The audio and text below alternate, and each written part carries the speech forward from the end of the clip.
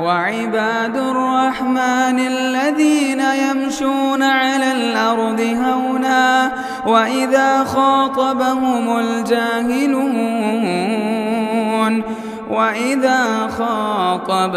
الجاهلون قالوا سلاما.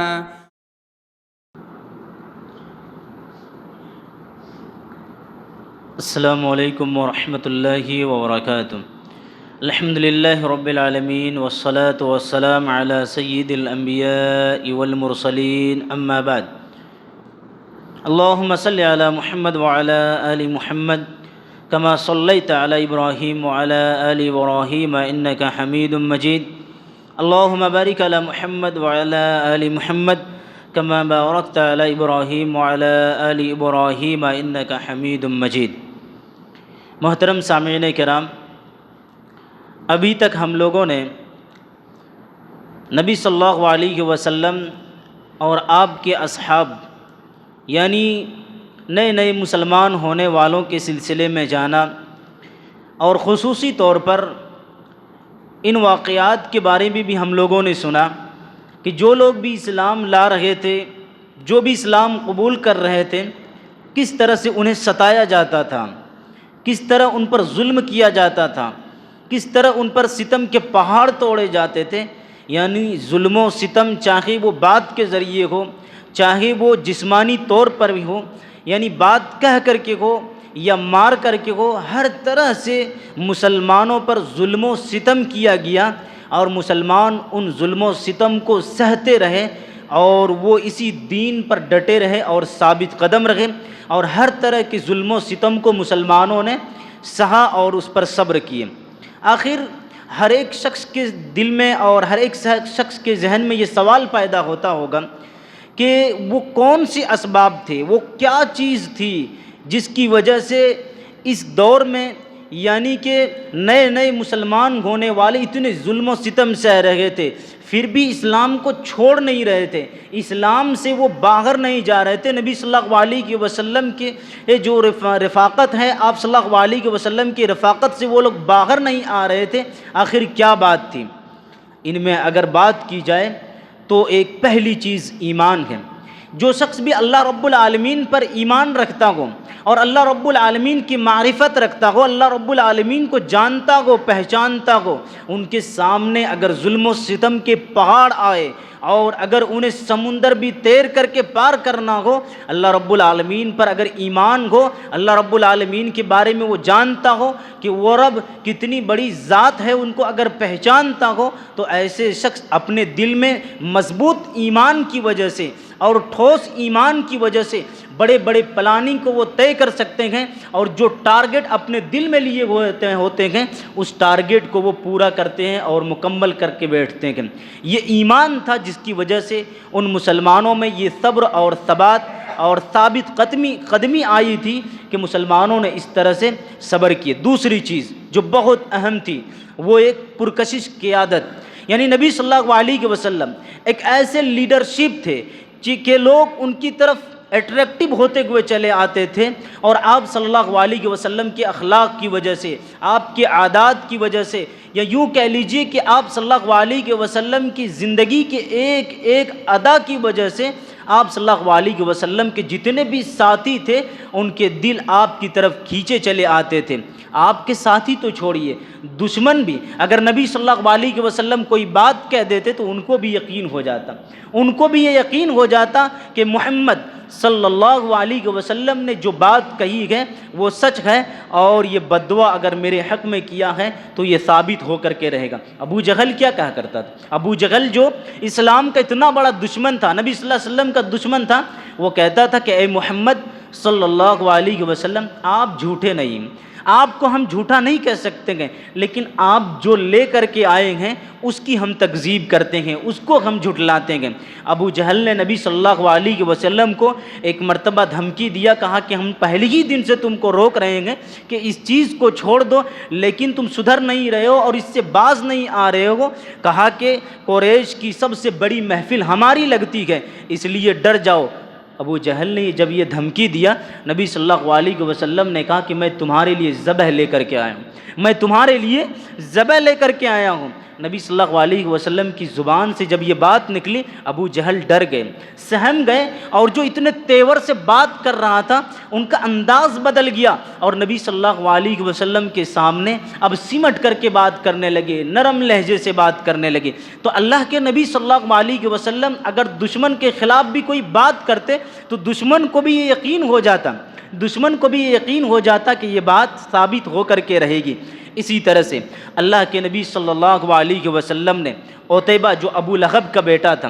انہوں نے نبی صلی اللہ علیہ وسلم پر تھوکا، جو واقعہ آپ کے سامنے ہم نے ذکر کیا تھا، نبی صلی اللہ علیہ وسلم پر تھوک مارا، آپ صلی اللہ علیہ وسلم نے ان کے خلاف بد دعا کی کہ یا اللہ تو انہیں اپنے کتوں میں سے کسی کتے کو مسلط کر دے۔ جب یہ شام کے سفر میں گیا وہاں ایک شیر کو دیکھا تو انہوں نے اپنی زبان کے ذریعے سے اسی وقت یہ کلمہ نکالا کہ ہائے محمد نے جو کہا تھا مکے میں رہ کر کے مجھے شام میں قتل کر دیا، مکے میں رہ کر کے مجھے شام میں قتل کر دیا، یہ شیر آج مجھے کھا ڈالے گا، مجھے چھوڑے گا نہیں۔ تو اسی طرح سے اللہ کے نبی صلی اللہ علیہ وسلم کے ایک اور دشمن امیہ بن خلف، سعد بن معاذ رضی اللہ عنہ کہتے ہیں کہ میں نے امیہ بن خلف کو کہا کہ میں نبی صلی اللہ علیہ وسلم سے یہ بات سنا ہوں کہ تمہیں مسلمان قتل کرے گا۔ تو انہوں نے پوچھا کہ کہاں قتل کرے گا،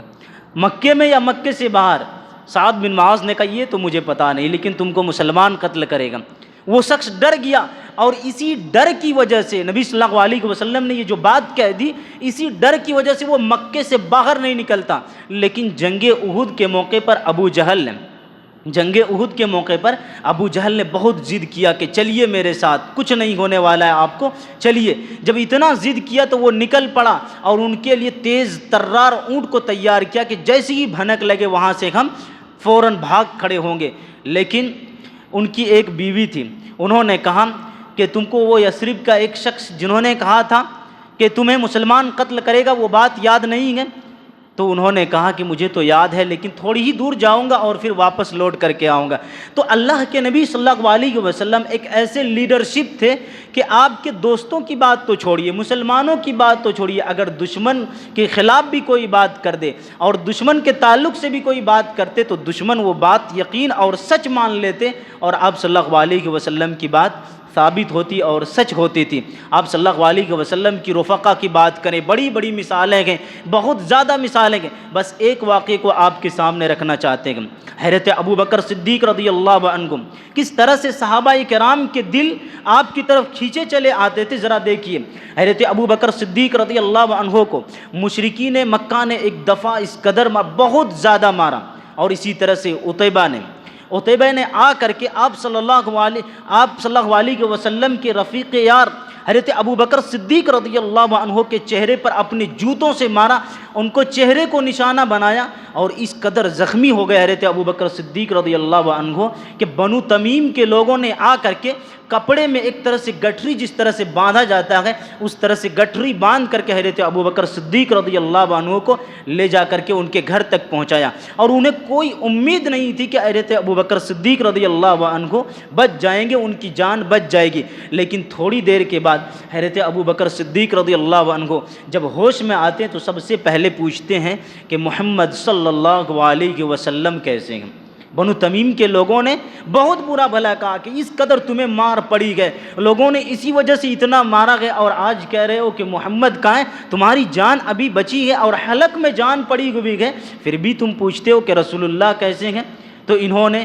وہاں سے غصہ ہو کر کے بنی تمیم کے لوگوں نے ان کی ماں کو کہا کہ انہیں کچھ کھلائیے پلائیے۔ آپ صلی اللہ علیہ وسلم کے یہ دوست حضرت ابو بکر صدیق رضی اللہ عنہ کو ماننے والے نہیں تھے، کچھ کھانے والے نہیں تھے، انہوں نے کہا کہ امی جان ذرا مجھے محمد صلی اللہ علیہ وسلم کے بارے میں بتائیے۔ ان کی ماں کہتی ہیں کہ ہمیں کچھ معلوم نہیں کہ کیسے ہیں اور کہاں ہیں۔ کہا کہ ذرا عمر بن خطاب رضی اللہ عنہ کی ماں سے جا کر کے پوچھئے کہ محمد صلی اللہ علیہ وسلم کیسے ہیں۔ ابو بکر صدیق کی ماں گئی اور ان سے جا کر کے پوچھا، تو راز کی وجہ سے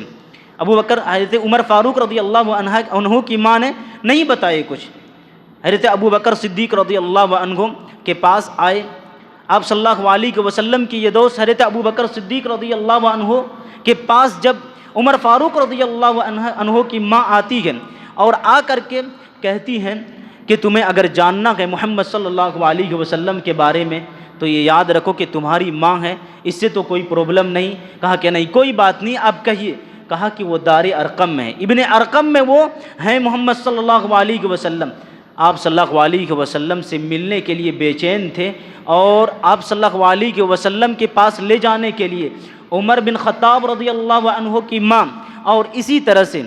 حضرت ابوبکر صدیق رضی اللہ عنہ کی ماں، یہ دونوں لے جا کر کے نبی صلی اللہ علیہ وسلم کی خدمت میں پیش کیے۔ ذرا سوچئے کہ وہ کیا دل تھے، وہ کیا دوست تھے نبی صلی اللہ علیہ وسلم کے، ایسی سچویشن اور ایسی حالت میں بھی آ کر کے آپ صلی اللہ علیہ وسلم کے ساتھیوں نے آپ کا ساتھ نہیں چھوڑا، اور آپ سے اس طرح سے محبت تھی۔ اسی طرح سے